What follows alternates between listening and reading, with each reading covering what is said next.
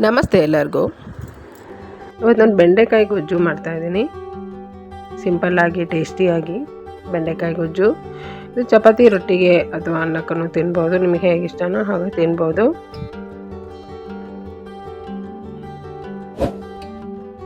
ಬೆಂಡೆಕಾಯಿ ಗೊಜ್ಜು ಮಾಡೋದಕ್ಕೆ ಮೊದಲಿಗೆ ನಾನು ಬೆಂಡೆಕಾಯಿನ ನೀಟಾಗಿ ತೊಳೆದ್ಬಿಟ್ಟು ಒಂದು ಬಟ್ಟೆಯಲ್ಲಿ ಒರೆಸಿ ಆಮೇಲೆ ನೋಡಿ ಈ ರೀತಿ ಹೆಚ್ಚಿಟ್ಕೊಳ್ತಾ ಇದ್ದೀನಿ.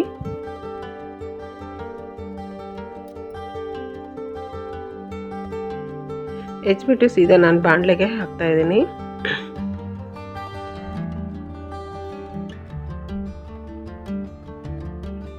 ಆಮೇಲೆ ಸ್ವಲ್ಪ ಮಸಾಲ ರುಬ್ಕೋಬೇಕು. ಇದಕ್ಕೆ ತೆಂಗಿನಕಾಯಿ, ಒಂದು ಈರುಳ್ಳಿ ಮತ್ತು ಸ್ವಲ್ಪ ಬೆಳ್ಳುಳ್ಳಿ ಇದಿಷ್ಟನ್ನು ಮಿಕ್ಸಿಗೆ ಹಾಕಿ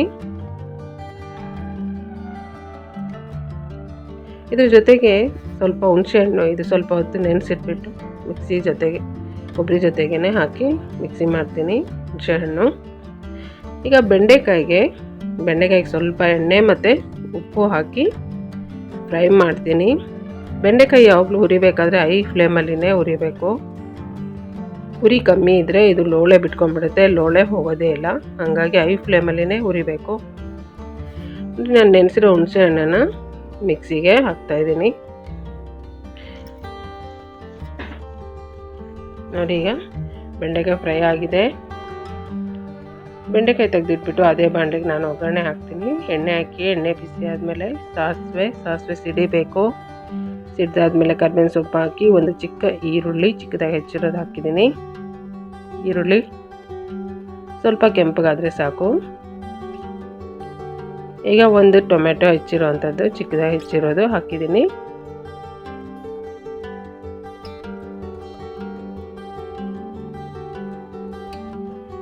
ಒಗ್ಗರಣೆಗೆ ಸ್ವಲ್ಪ ಉಪ್ಪು ಹಾಕಿದ್ದೀನಿ. ನಾವು ಬೆಂಡೆಕಾಯಿ ಹುರಿಬೇಕಾದ್ರೆ ಕೂಡ ಉಪ್ಪು ಹಾಕಿದ್ದೀನಿ, ಹಾಗಾಗಿ ಅದು ಗಮನದಲ್ಲಿ ಇಟ್ಕೊಂಡು ಉಪ್ಪು ಹಾಕಬೇಕು. ಈಗ ಸ್ವಲ್ಪ ಖಾರದ ಪುಡಿ, ಖಾರ ಎಷ್ಟು ಬೇಕೋ ಅಷ್ಟು ಖಾರದ ಪುಡಿ ಮತ್ತು ಅರಿಶಿನ ಪುಡಿ ಹಾಕಿದ್ದೀನಿ.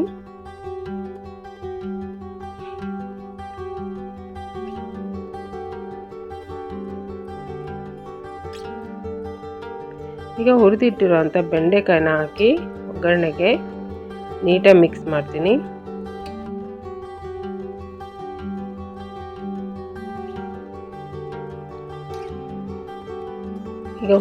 ಈಗ ಮಿಕ್ಸಿ ಮಾಡಿರೋವಂಥ ಮಸಾಲ ಹಾಕ್ತಾಯಿದ್ದೀನಿ. ಮಸಾಲ ಹಾಕಿ ಸ್ವಲ್ಪ ನೀರು ಹಾಕಿ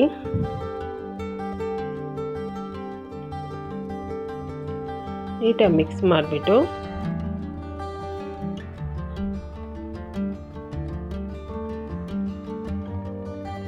ಮತ್ತೆ ಸ್ವಲ್ಪ ನೀರು ಹಾಕಿದ್ದೀನಿ, ಸ್ವಲ್ಪ ಗಟ್ಟಿ ಅಂತ.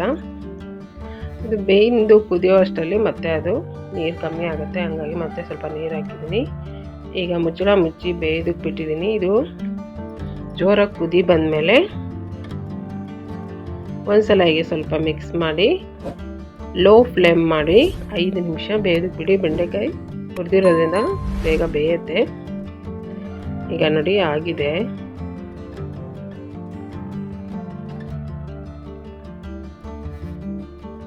ಬೆಂಡೆಕಾಯಿ ಗೊಜ್ಜು ಈಗ ರೆಡಿ ಇದೆ. ಕೊನೆಯಲ್ಲಿ ಸ್ವಲ್ಪ ಕೊತ್ತಂಬರಿ ಸೊಪ್ಪು ಹಾಕಿದರೆ ರೆಡಿ ಆಯಿತು ಬೆಂಡೆಕಾಯಿ ಗೊಜ್ಜು. ಇದು ಚಪಾತಿಗೆ, ಅನ್ನಕ್ಕೆ ಅಥವಾ ರೊಟ್ಟಿಗೆ ಯಾವುದಕ್ಕೆ ಬೇಕಾದರೂ ತಿನ್ಬೋದು. ತುಂಬ ಚೆನ್ನಾಗಿರುತ್ತೆ.